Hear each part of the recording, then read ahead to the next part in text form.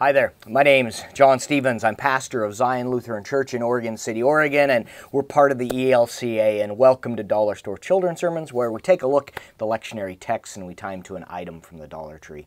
This is for the 20th Sunday after Pentecost, and we're looking at the Gospel of Mark. We're still in Mark. We're going to be in Mark for a little while yet, and it's the 10th chapter. I've got my notes right there, just so you know. We are talking about the vulnerable. We are talking about those who have their, we're talking about those in need, those who need to be cared for the most. And Jesus, throughout the Gospel of Mark, especially in these sections, has been lifting up those whose their support system has been just stripped away, or that they haven't had one in the beginning, or that they're just nothing, if you will. In the gospel lesson, he talks about divorce. Talks about of course, in the society when a woman's divorced and they're removed from their divorce, they're removed from their social system, support system. It's there we have it. It's like the widow.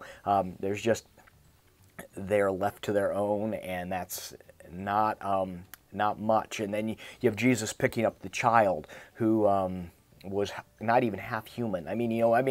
It just, their whole stance in society wasn't, up until that point, it was zilch, if you will. I'm thinking of a book I have on my shelf called When Children Became Human, and it's actually a doctoral thesis that got published from a student in Sweden, I believe. I'd have to dig up and check that, but how in the New Testament, when Jesus lifts up children, that is a new way to view the child in your midst. And so, all of that stuff to say, what I'm working on and what I'm dealing with for this children's sermon is how we are called to care for the vulnerable, how we are called to care for those in our midst. And so, being that it's October 7th and we just celebrated the feast day of St. Francis, what better way than to either, if you have a pet, you could bring your pet if your church is okay with that. You could do a pet blessing. You could bring a stuffed animal. You could bring a picture of your pet. You could bring something that you care for. I have in my office, I have a Christmas cactus, and it's one that I've been trying to get to go, and I've been looking and trying to figure out what's the best way for me to care for it.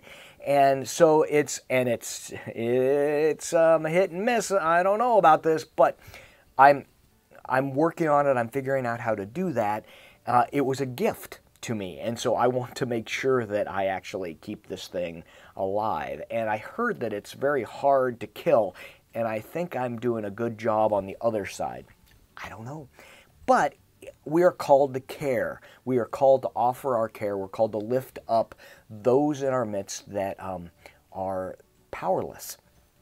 And so that's the focus I'm working on, is that how we are called, a pet helps us, teaches us how to care, how to provide for them, and then how are we called to provide for others in our midst and outside of our church walls, and how are we called to care for the vulnerable, those who are weak, those who have hurts, those who are wounded, those who are in need. So that's my focus on the children's sermon. And I tell you what, I have found that the children in our midst, their hearts are so big and are so willing to care, that if you open that question up, who are we to care for? Be prepared to be amazed by the answers. So I hope this can be a springboard for your own thinking. And as always, thanks for stopping by, and I do hope you have a fantastic week.